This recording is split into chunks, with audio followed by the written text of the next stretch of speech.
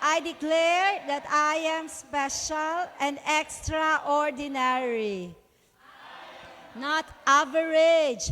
I have been custom made, uniquely crafted in God's purpose.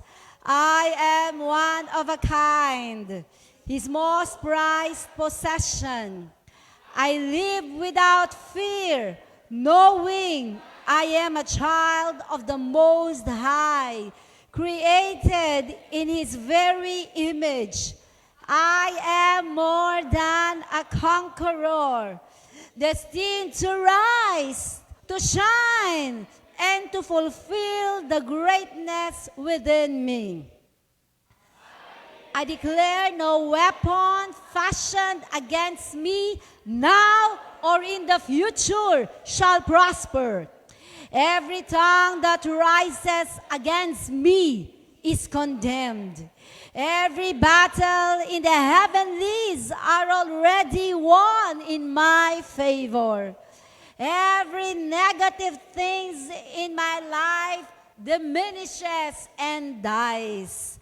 Stagnancy dies. Amen. Amen. And super abundant prosperity comes. These are my declarations in the name of our Lord and Savior, Jesus Christ. Amen. Praise the Lord. Bago ka umupo, sige mo sa katabi mo, pabanal ka ng pabanal, pabuti ka ng pabuti, payaman ka ng payaman, pa-level up ka ng pa-level up. Praise the Lord! Kayo ay makakaupo na. Wow! Tunay na mabuti ang ating Diyos. Amen. I am so blessed to be with you today. God is good. Amen. So today we are celebrating, ayan, we are rejoicing sa ating Christ the Rock Lagro. Today is their first year. Akalain mo, year anniversary, palakpakan natin si Lord! Grabe no, pag iniisip ko, sabi ko, wow, God is good. Nakaisang taon na, di ba? And alam natin that later this afternoon ay talagang God will be glorified more and more at marami ang makakarinig at mababago patuloy ang buhay. Praise God. At syempre today din is the Healing and Deliverance Crusade ng ating Christ the Rock Commonwealth. Woo! Grabe, amazing ang ginagawa ni Lord. Kanina na nag-incubation kami, sabi ko, I am overwhelmed, hallelujah, by God's favor to us. Na tayo as a church ay ginagamit ng Panginoon, amen, to really reach out to the lost, hallelujah, to preach the gospel, to heal the sick and deliver the captives. Napakabuti ni Lord. Amen. The favor of God is upon us. Talagang sabi ko, Lord, talagang pag tinitingnan ko ang membership, ang mga umaten sa Christ the Rock, blessed na blessed. Sabi mo sa tabi mo, blessed na blessed ka. Sige, sabi mo, blessed na blessed ka. Yes, tunay na pinagpala ang mga taong sumusunod sa Diyos. Amen. Tunay na pinagpala ang mga tao na nagtitiwala sa ating Diyos. Thank you, Lord. God is so good. So we are now in the last month of the year 2025. Grabe. Praise the Lord. Palakpakan nga natin si Lord. Grabe, no? Parang kailan lang, January, di ba? Ngayon, December na. So, God is so good. And syempre, ending this year, wow, strong. At ang ating series this month is Grow in Faith. Grow in Faith, okay? So, napaka-importante ng faith o ng pananampalataya. Because the Bible says, without faith, it is impossible to please God. Okay? Sino dito ang nais mong ma-please mo si Lord? Amen. Di ba? Gusto natin yung mabigyan ng kagalakan ang ating Diyos. Amen? At paano daw lahat daw ng ginagawa natin, walang saysay. Without faith, we cannot please the Lord. Okay? So kahit anong gawin natin na pagsuserve, kahit anong gawin natin na mabubuting mga bagay, without faith, it is impossible to please God. Are you with me, church? How can we win the favor of God? God should be pleased first. Are you with me? Ha? Nais natin hangarin ang katagumpayan ng mundong ito. Kailangan natin ang pabor ng Diyos. Amen? Kung wala ang pabor ng Diyos, ang mga tagumpay sa mundong ito ay parang dadaan lang, babagsak, mawawala, lilipas. Lulutang-lutang. Pero alam nyo, ang katagumpayan na nanggagaling sa Diyos ay matatag. Matibay. Amen? Hindi matitinag. Sabi nga nung kanta, dumaan man ako sa ilog, di ako malulunod. Tama ba? Dumaan man ako sa apoy, di ako masusunog. Isama mo sa line up yan, ha? Kasama natin ang Diyos. Ay, di ba? Praise the Lord. Sarap kumanta. Amen? Pagkasama mo ang Diyos, kasi pag sinamahan tayo ni Lord, ibig sabihin natutuwa sa atin ang Panginoon. Kasi pwede namang di niya tayo samahan. Di ba? Lumakad ka ng gusto mo, kung ayaw mo sa kalooban mo, kung ayaw natin sa kalooban ng Diyos, ay hindi tayo sasamahan ng Diyos. Kasi tanging kalooban niya lamang ang kanyang sasamahan. Are you with me, church? Di ba? Kaya dapat tayo sa ating buhay, sa araw-araw, ang tanong na, ang ating panalangin, Lord, let your will be done in my life. On earth ngayon as it is in heaven. Amen? So, the topic of faith is very, very important. Kasi yun ang sabi ni Lord, the basic foundation. Without faith, you cannot please the Lord. So, kailangan, hindi lang natin malaman, maisip, marinig what's about faith. We will not just understand the word faith, but we will live by faith. Can I hear an amen? Are you with me? Diba? Pag sinabi natin faith, ang sabi ng Hebrews chapter 11 verse 1, now faith is being sure of what we hope for and certain of what we do not see. Ha? Yan ang pananampalataya. Ang pananampalataya ay pagiging sigurado. Hallelujah. Amen? Sino ito yung gusto mo sigurado ka? Diba? Ako gusto ko sigurado ko. Ayoko nang alanganin. Ayoko nang by chance. Ha? I want sure. Amen? At kung gusto mo yung sure, kailangan mag-level up ang ating faith kay Lord. Okay? So kung wala pang faith, pray to God, Lord, let me understand, increase, give me faith. Yan, di ba?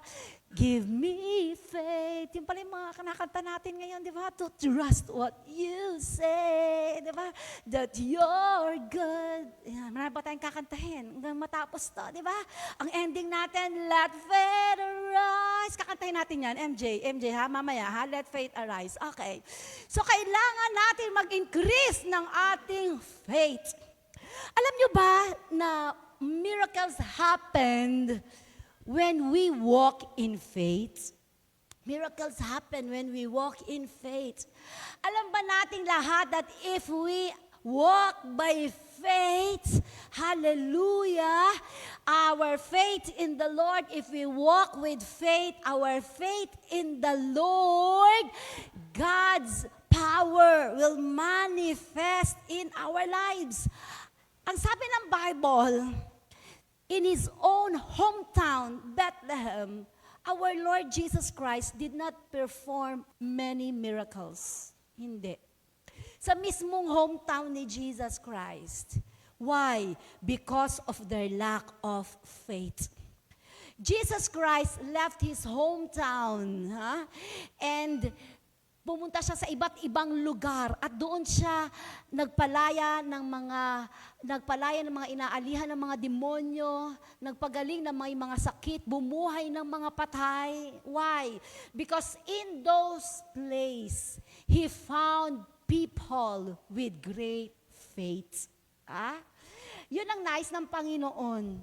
Yun ang gusto ng Panginoon na makita sa atin. Yun ang nais ng Panginoon na makita sa iyo, sa akin, sa buong church ng Christ the Rock and to the whole body of Christ. Amen? That we are living by faith because where the place that faith arises, miracles arises. Hallelujah. Amen? Pag ando ng pananampalataya, mapiplis ang Panginoon. Hallelujah. And we are being sure. Praise God. You know what? I like it. Alam niyo ba ibig sabihin ng sure? 100%. Sino dito yung gusto mo 100%? Para kay Lord. Amen? Pag 100% tayo, sigurado. Hallelujah. Amen? The faith is being sure of what we hope for and certain of what we do not see. Kasi ang nakikita natin, hindi na natin kailangan pang panampalatayaan. Kasi andyan na yan. Di ba? Pero yung hindi mo pa nakikita, pero pinapaniwalaan mo at pinapanampalatayaan mo na mangyayari, alam niyo yun, napiplease ang ating Panginoon. Di ba? God is so good. Nakangiti si Lord. Amen? Naka-thumbs up sa iyo si Lord. Amen? Amen? Di ba? Naalala niya si Jesus Christ, nung may kausap siya, sabi niya, wow, you are blessed, but blessed is he who believes, who doesn't see it. Amen? Mas mapalad daw ang mga naniniwala sa hindi pa nila nakikita. Amen? Yun ang gusto ng Panginoon. You know what? Our God is a supernatural God. Nandito tayo sa supernatural. Ngayon, nasa natural pa tayo. Diba? And our God is a supernatural God. Amen? And God wants to reveal to us more of Himself. More of Himself to us.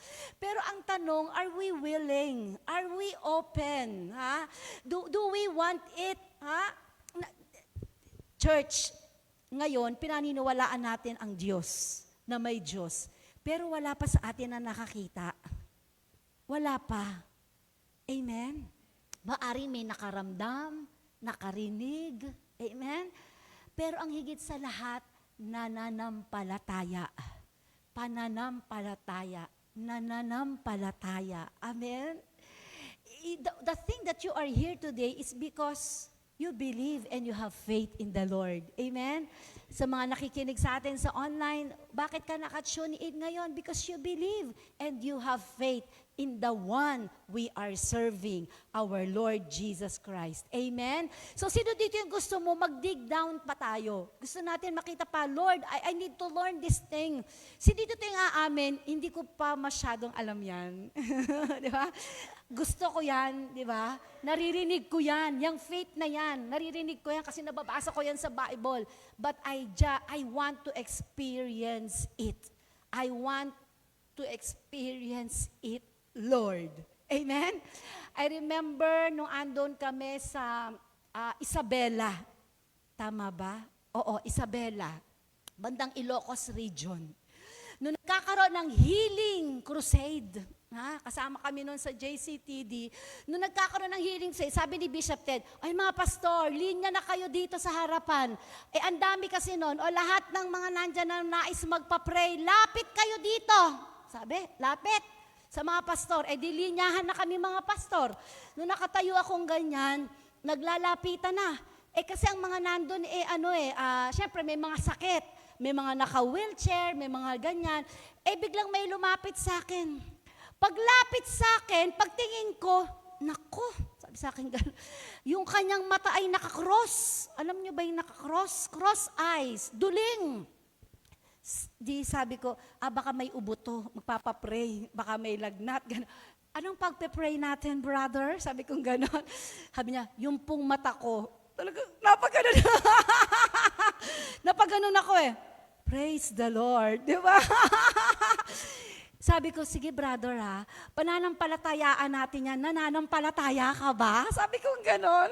Ang taas niya pa, inaalala ko, nananampalataya ka ba? Sabi niya, opo, pastora. Nananampalataya pero po akong papagalingin ako ng Diyos. Sabi ko, sige, yung pananampalataya mo, sasabayan ko yung pananampalataya mo.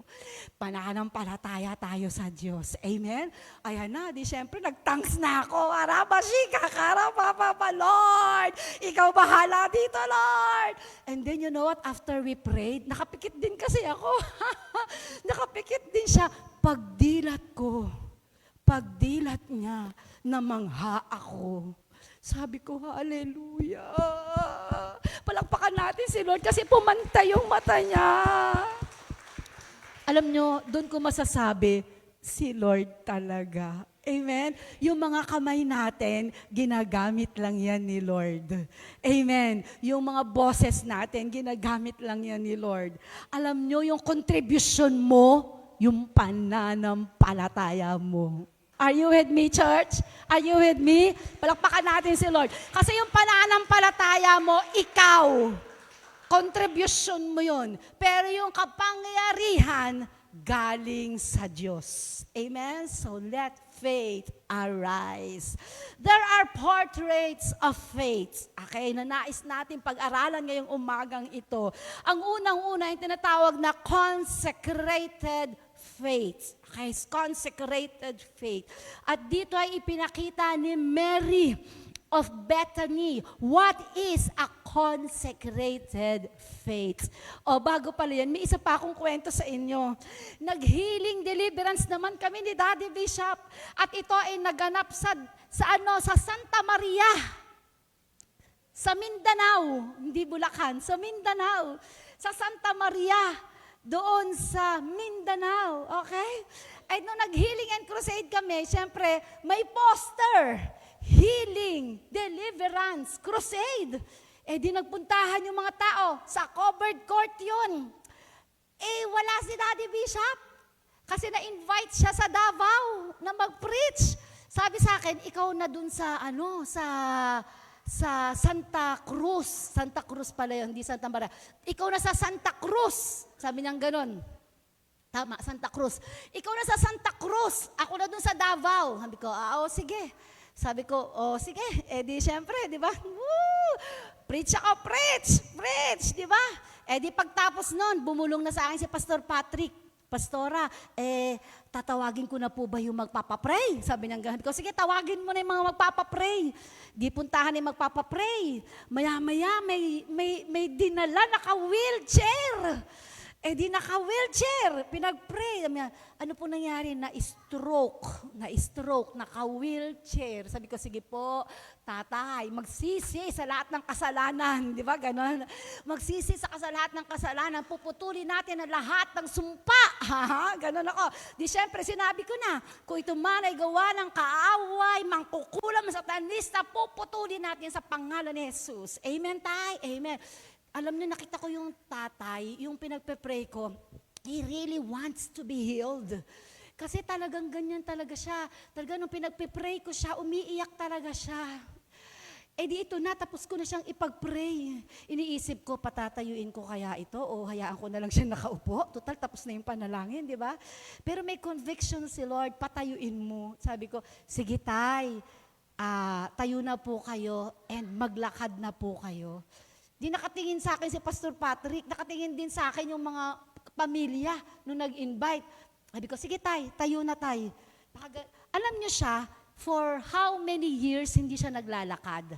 Yung kanyang mga ligaments, yung kanyang mga bones, hindi sanay maglakad. Alam niyo yung ilang taon na hindi gumagalaw? Hindi sanay.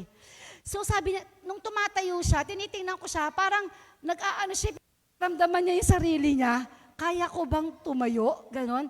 Alam niyo, habang tumatayo siya, gumaganyan ako. Okay. Sa pangalan ni Jesus, rise up. Di ganyan. Tumatayo siyang ganyan. Pag tayo, nakatayo, praise the Lord. Sige tayo, lakad ka. Lakad siya.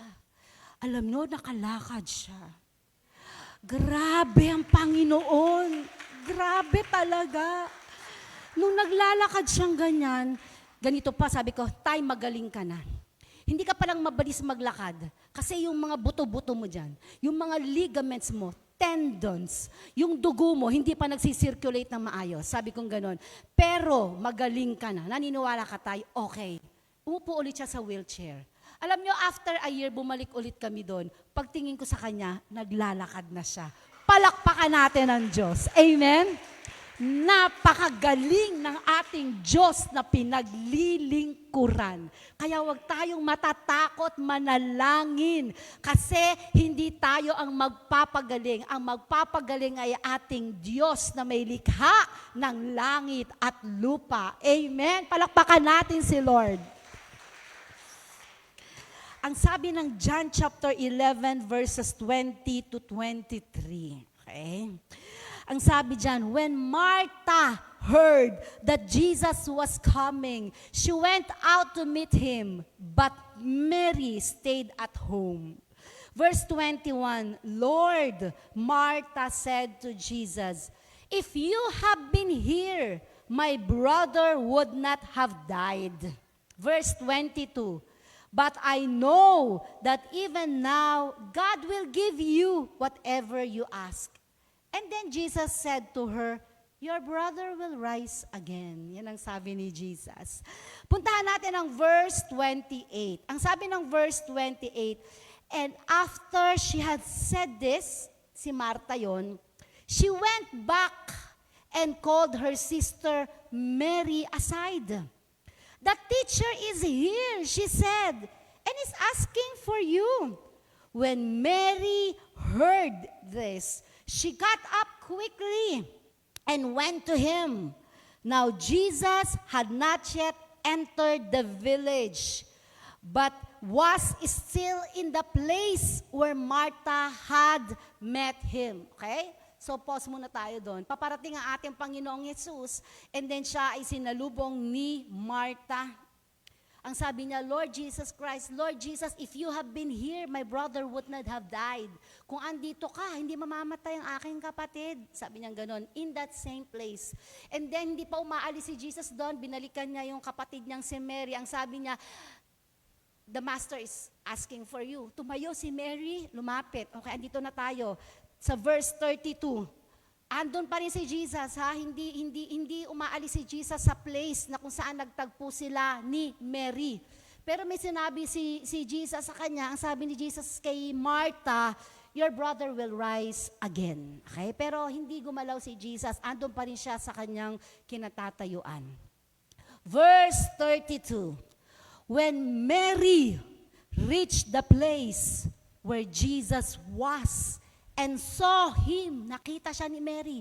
Anong ginawa niya? She fell at his feet and said, Lord, if you had been here, my brother would not have died. Same words that Martha has spoken. Okay? Ang sabi doon, Jesus, Lord, if you have been here, my brother would not have died. Okay? And what's the difference? Ano ang difference nung sinabi ni Martha at sinabi ni Mary? Ang sabi dito, when Jesus saw her weeping, and the Jews who had come along with her also weeping, he was deeply moved in spirit and troubled. Verse 34, where have you laid him? He asked. Come and see, Lord. They replied, and Jesus wept. Okay. Ano ang pagkakaiba ng ginawa ni Martha at ni Mary? Unang-una, parehas sila ng sinabi, Lord, if you have been here, my brother would not have been died.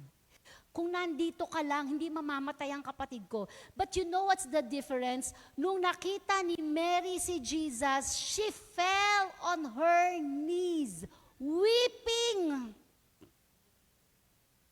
Nagets niyo po ba? Ang tawag dyan ay consecrated faith.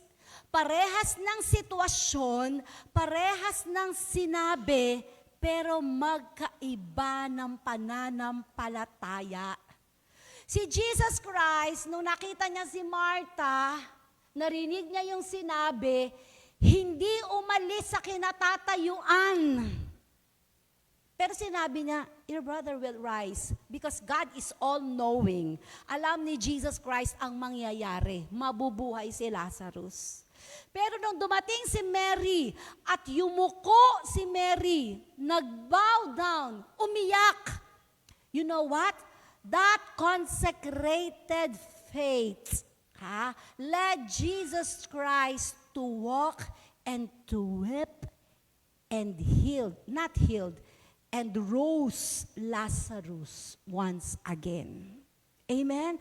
Iba ang nagagawa ng tinatawag na consecrated faith. Maaring may dalawang Kristiyano, parehas ng sitwasyon, parehas ng panalangin, pero magkaiba ng pananampalataya. Church, we need to have that consecrated faith in the Lord for God to move, for God to answer our prayers. Hallelujah. We need to have that consecrated faith. Mary kneels in grief. Si Mary lumuhod, umiyak, yet in reverence, acknowledging Jesus as the Lord, even in sorrow. Even in sorrow, true faith bows low. It humbles itself before Christ, even when we don't understand His timing. In seasons of loss or unanswered prayers, kneeling faith says, Lord, I still trust you. Amen? Yan ang tinatawag na consecrated faith. Bowing down with deep reverence unto the Lord. Yung pananalangin, pananampalataya na may kasamang paggalang anumang sitwasyon ng buhay natin. That whatever is happening in our lives, we can still say, Lord, I trust you. Amen. Yan ang tinatawag na consecrated faith. Hindi ko alam kung sino sa inyo ang nasa ganyang sitwasyon ngayon, di ba? In a low situation, in sorrow, or in pain. Hindi ko alam kung sino or maaring sa nakikinig sa atin sa online.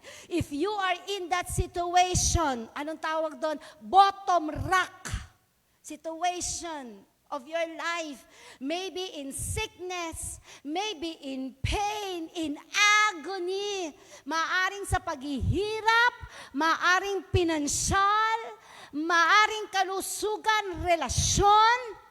You know what? A consecrated faith still says, Lord, I trust you.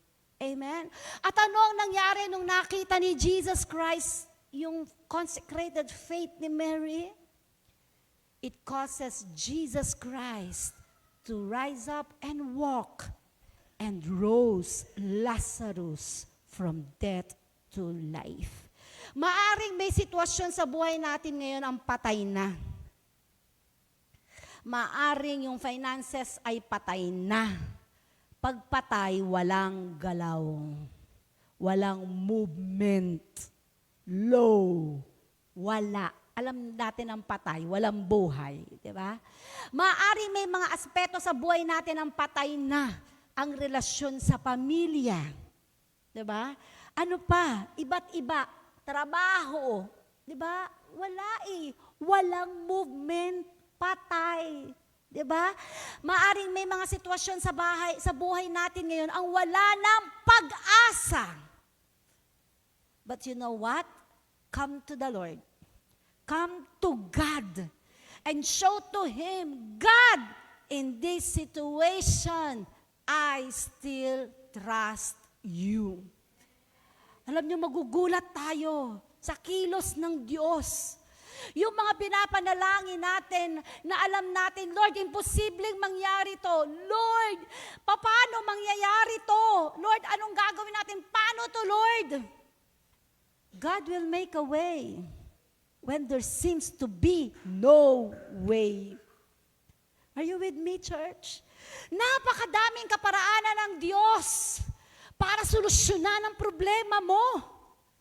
Napakadaming kaparaanan ng Diyos upang dalhin ka sa susunod na antas ng buhay mo. Remember those in the wilderness, how did God feed them? Through manna falling down from heaven, day after day after day. Yung mga quail lumilipad, bumabagsak na lang sa harapan nila. Ganyan ang kapangyarihan ng Diyos. Amen? Kaya kanyang pagpalain ngayon. Kaya kang pagpalain ng Diyos, solusyonan ang problema mo ngayon.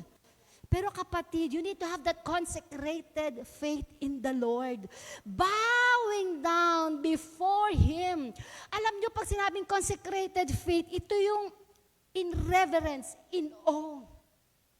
Sabi nga nila, may isang Bible scholar, kung mapipicture out lang daw natin ang heaven ngayon, tuwing mag-worship tayo, hindi ka lang magtataas ng kamay. Hindi lang daw tayo iiyak, hindi, maglulumpasay tayo.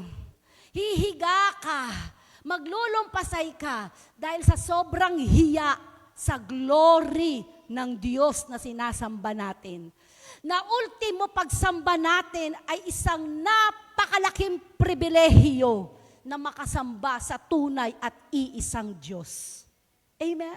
Kaya alam nyo, every Sunday, wow, it is such an opportunity to be together worshiping the King of Kings and the Lord of Lords. Hallelujah. Kaya dapat tayo in reverence and in awe that every time we come to the Lord at whatever situation in our life, hallelujah, we need to have that consecrated faith in God. Ito yung nangyari sa amin ni Daddy Bishop nung nandun kami sa Chinese General Hospital. Remember that time, the day before magkaroon tayo ng online prayer meeting? Salamat sa inyong mga panalangin. That day, yung tutubuhan na si Daddy Bishop, yung ako noon, nag-send ako sa GC, paki-pray po si pastor, sabi kong ganun. Kasi ang sabi ng doktor, kasi naka-line up yung mga tutubuhan, susunod na daw siyang tutubuhan.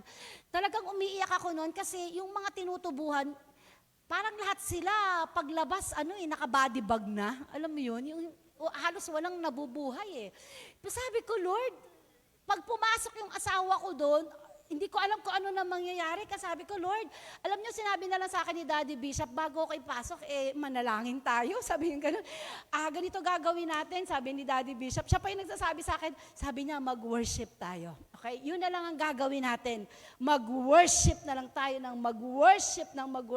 You know what, during that time, hindi niya kayang kumanta. Kasi nga paghinga lang nahihirapan siya.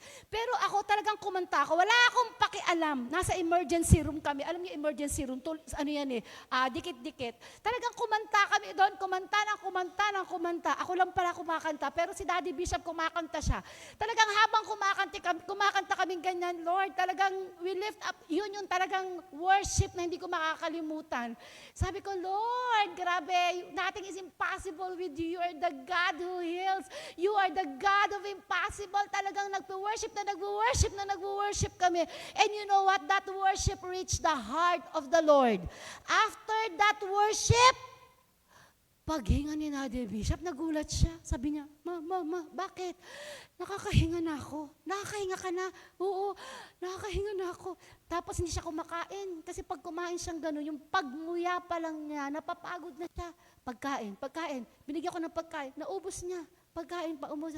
Sabi ko, grabe, Lord. Sabi niya, bubuhayin ako ni Lord. Amen. Bubuhayin ako ni Lord. Amen. And you know what? After that, imbis na tubuhan siya, inakyat na kami sa private room. Hallelujah. Amen. Palakpakan natin ang Panginoon. And isa sa hindi ko makakalimutan na pinagawa sa akin doon ni Lord is to pray for those people na kasama namin sa emergency. And alam nyo ba, habang pinagpe-pray ko sila, may isang humingi sa akin ng number. Can I get your number? Sabi ko, opo. Binigay niya sa akin. Kasi alam niya, pag umakyat ako, hindi na kami magkikita. Pag sabi niya ganun, I'll update you. And you know what? A week after that, nag-text sa akin. Sabi niya, thank you for your prayers. I'm out of the hospital. Amen? Palakpakan natin si Lord.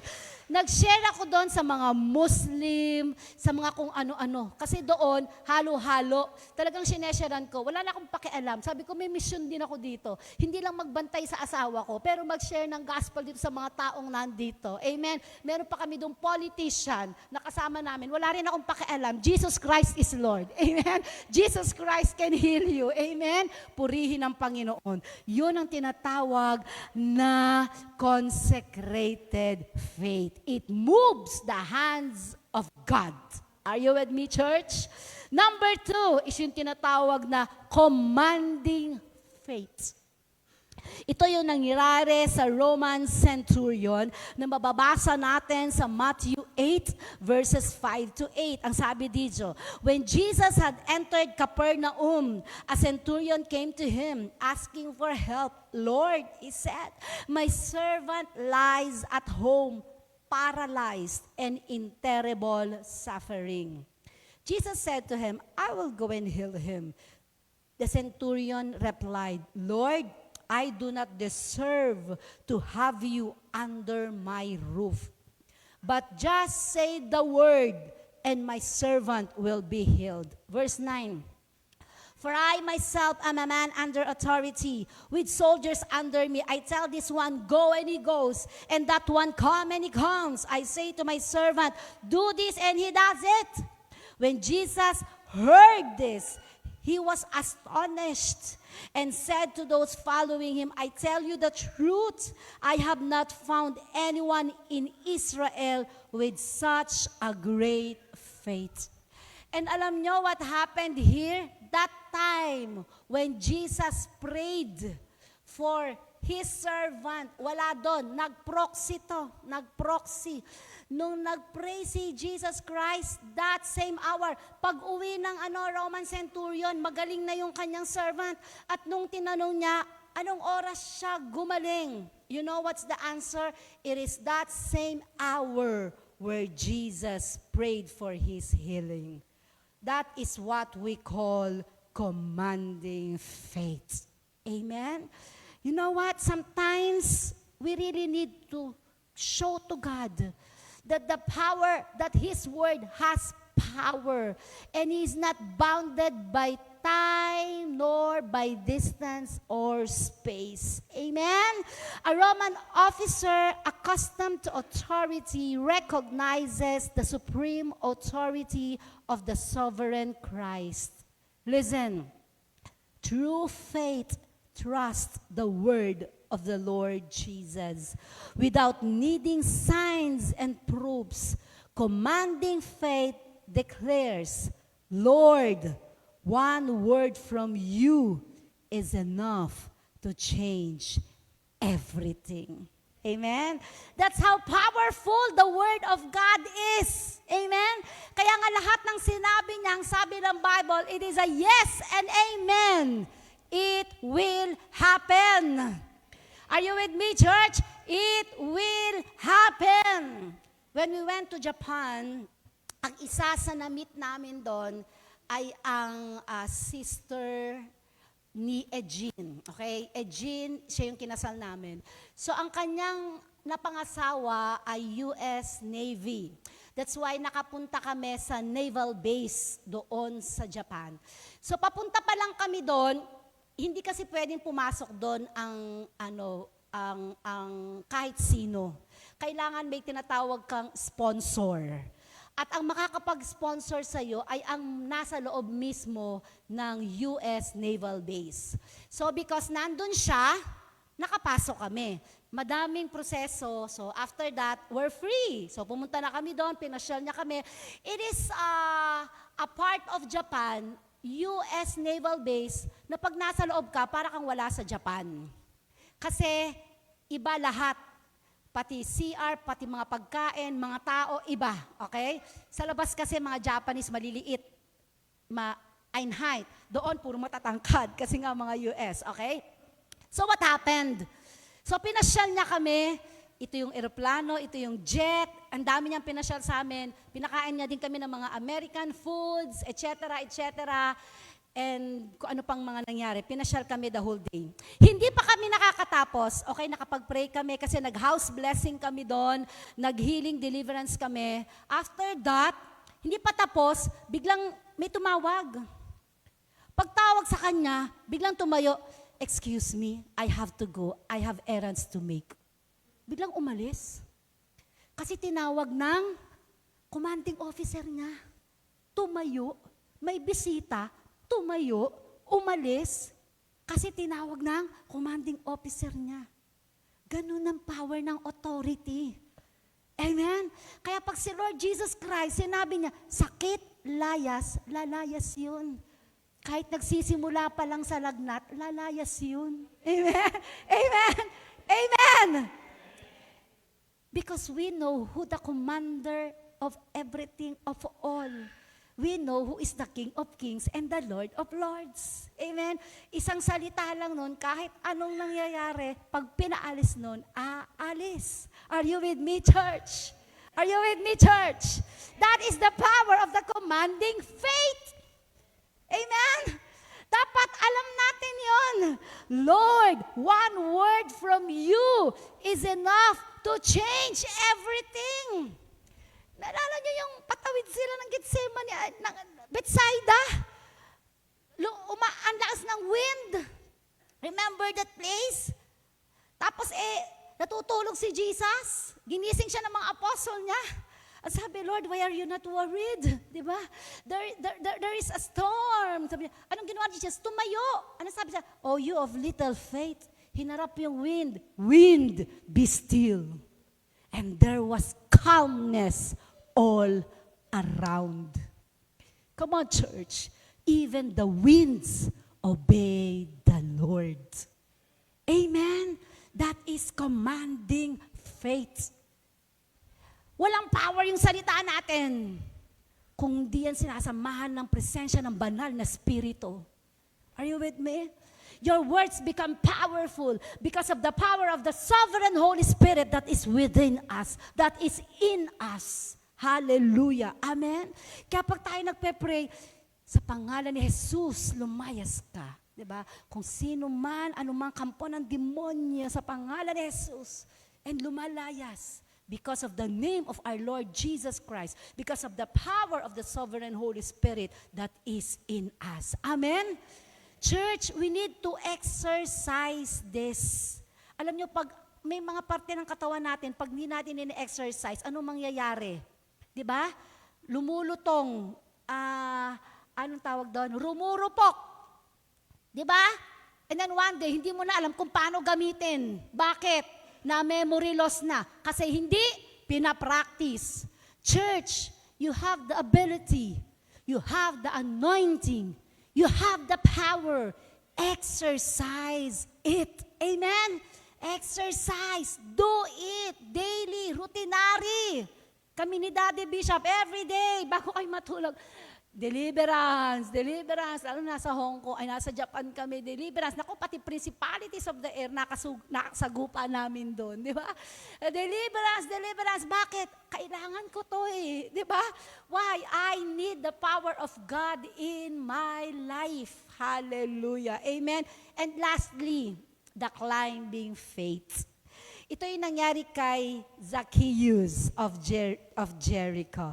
Ang sabi ng Luke chapter 19 verses 1 to 3, Jesus entered Jericho and was passing through.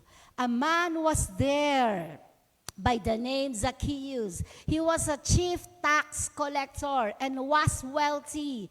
He wanted to see who Jesus was, but being a short man, he could not because of the crowd. Verse 4, so he ran ahead and climbed a sycamore fig tree to see him, since Jesus was coming that way. When Jesus reached the spot, he looked up and said to him, Zacchaeus, come down immediately. I must stay at your house today. So he came down at once and welcomed him gladly.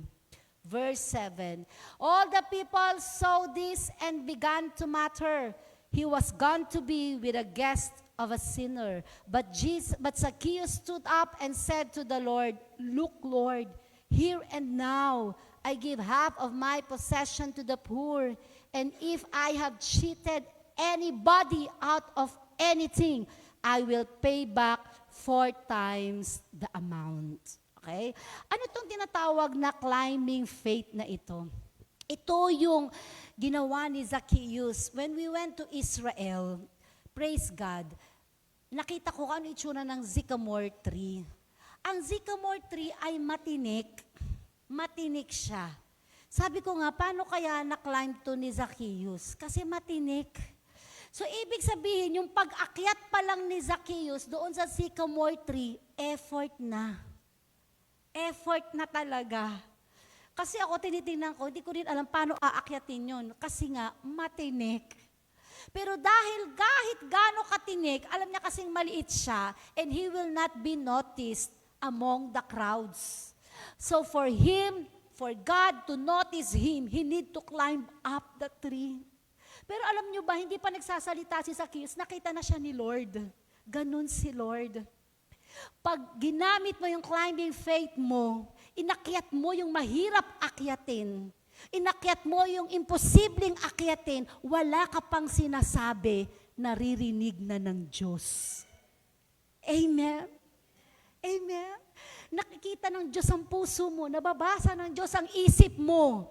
And dahil sa action na ginawa ni Zacchaeus, ano sabi ni Jesus? When he reached to that spot, he asked Zacchaeus, come down.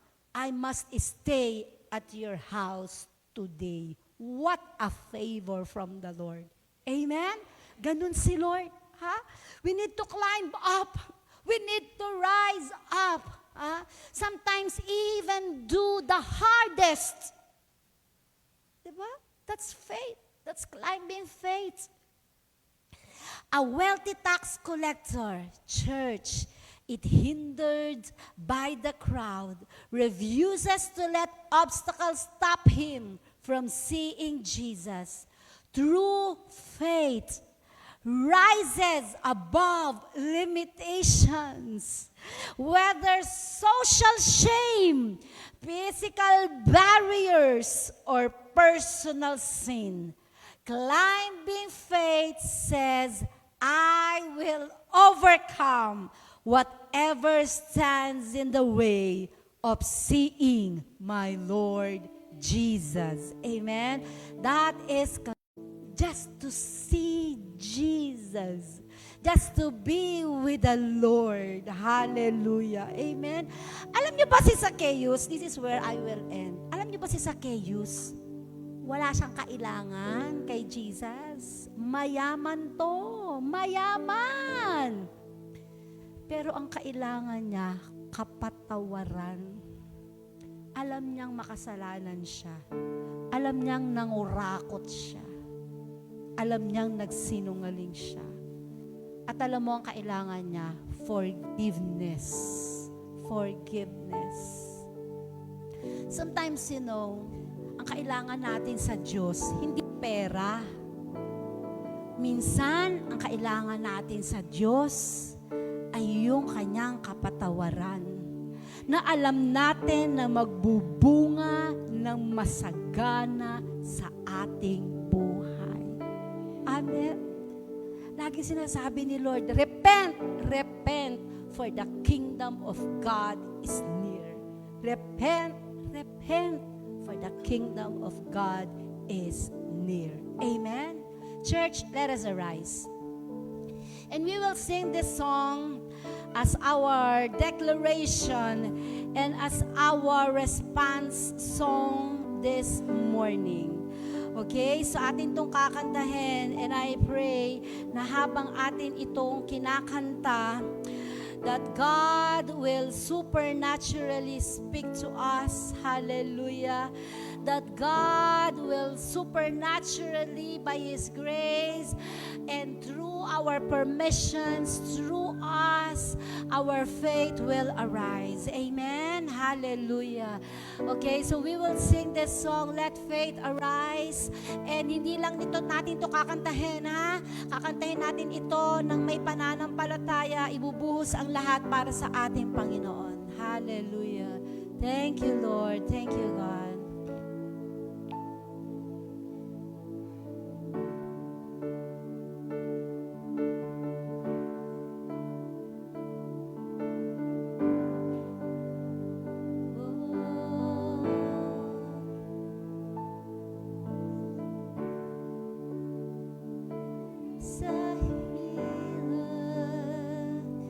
His love is deeper than the sea. His mercy is unfailing. His arms are a fortress for the weak. Let faith arise. Hallelujah. Let faith arise.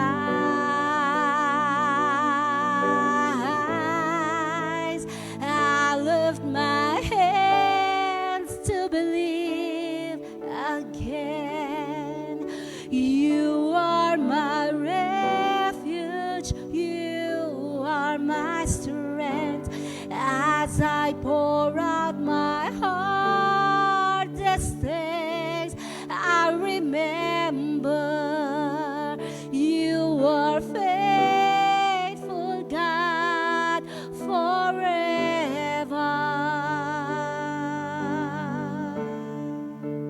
Come on, let us sing. Be still, oh, there is a river that flows from the Calvary street. Amen. A fountain for the thirsty. Oh, pure grace that washes over me. So let faith arise. Hallelujah.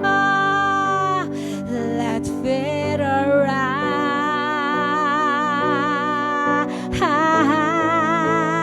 I lift my hands to believe again. You are my refuge. You are my strength.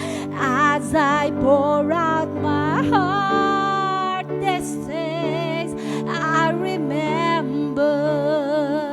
You are faithful, God, forever. So let faith arise. So let faith arise. So open my eyes. So open my eyes. I lift my hands to believe again. Amen.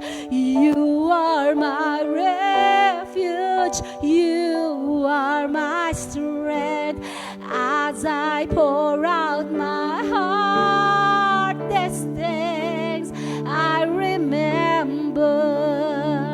You are faithful, God, forever. Hallelujah. Lord, let faith arise of your people, oh God, to see what is unseen, to believe to what is impossible, oh God. Hallelujah. That you are the God who saves. You are a true and righteous God, oh Lord. And nothing is impossible with you, oh God. Sa lahat ng mga naririto ngayon, na mayroong mga pangangailangan sa Diyos. Come on, let that consecrated faith arise in you right now. Hallelujah. Ang lahat ang inyong pinapanalangin sa Diyos, I say yes and amen to the glory of God. Hallelujah. Church, walang imposible sa Diyos. Hallelujah. Anumang gulo, anumang hirap, kayang ayusin at pagaanin ng Diyos sa buhay mo. Hallelujah. Let faith arise. Let faith arise. And then you will see the deliverance of the Lord. And then you will see the power of our Almighty God on high. Hallelujah. Salamat po, Panginoon. Salamat po, Panginoon. We humble down ourselves before you, O God. Hallelujah. Acknowledging that you are the God and everything comes from you, through you, and for the glory of your name. And every God's people say, Amen. Parapakan natin ang ating Panginoon. Hallelujah.